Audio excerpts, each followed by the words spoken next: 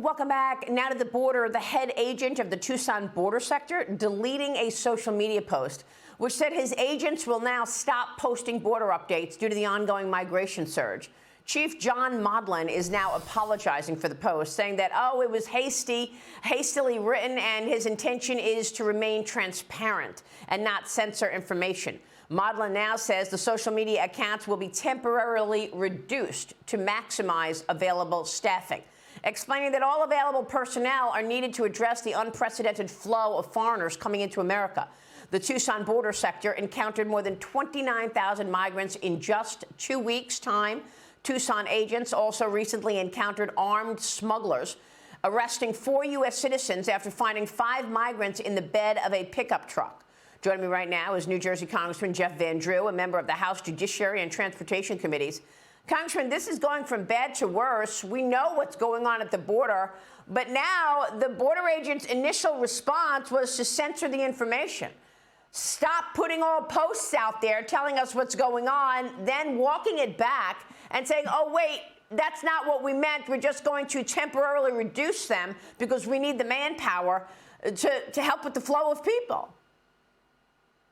Well, this is coming from positions of authority. The average hardworking border agent, these men and women want to do their job. They're not being allowed to do their job. Remember what they are doing. They are processing.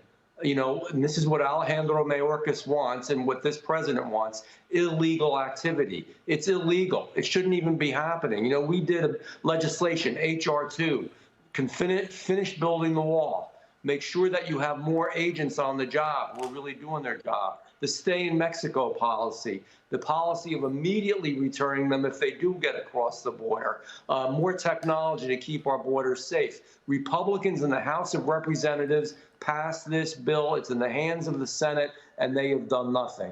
That's the answer. The second thing here is every state is now a border state. We are all going through hell because of the policies of this administration.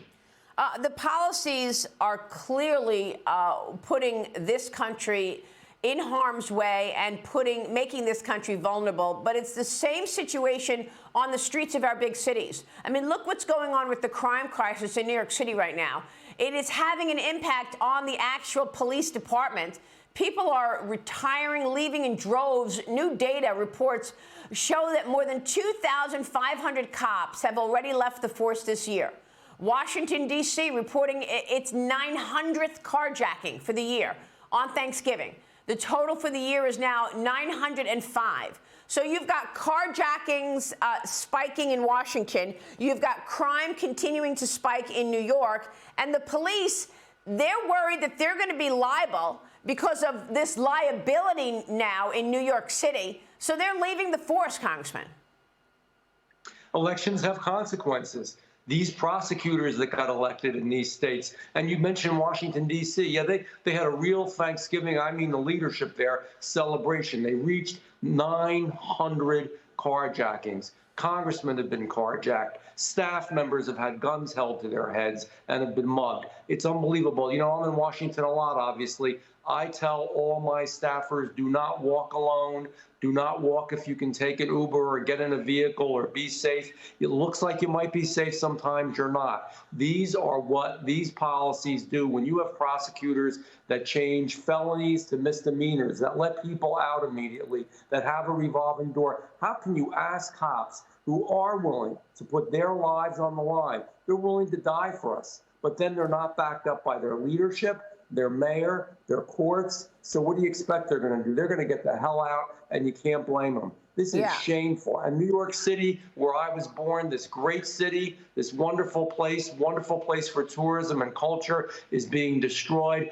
They wanted to have sanctuary cities and sanctuary states. Now they got it. And let's see what the result is. We know what the result is. Liz, we know about New York coming up with this legislation that they introduced a bill to require liability insurance. Basically, the police think if there's a problem, if there's a mistake, they're going to be liable. That's one of the reasons that they are leaving the force.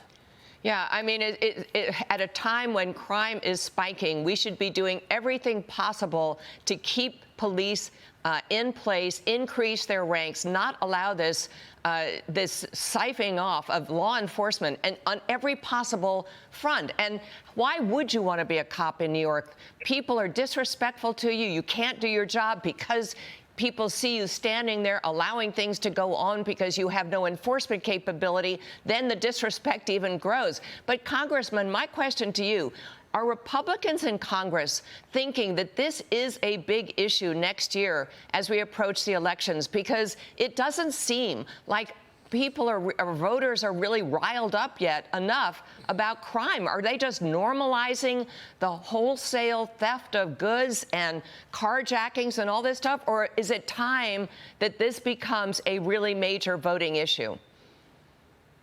Despite what much of the national media does, people are starting to get it. Look at Biden's numbers. They're really dipping. Republicans have to do a good job at getting the message out. There's a stark difference of what Republicans want to do and Democrats want to do. We want to tighten the borders. We want a better economy. We want to be energy self-sufficient. We want to make sure that our military is supported and doesn't become wokeified. We want to support our police. Those are things that we have to make real clear, bullet them out, tell the difference to Americans. Votes matter, elections matter. There's going to be a starkly different country. I'm going to tell you, I don't mean to be so severe early in the morning. We are going to lose our beloved United States of America, our republic. It's more than just saving the Republican Party. We need to save the republic. Well, this is just really a scary moment in time, Congressman. I agree with you. There are worries that we're losing the country. There are worries the American dream is no longer available to young people. Look what's going on in New Jersey. Governor Phil Murphy says that the state will phase out new gas-powered vehicles by 2035.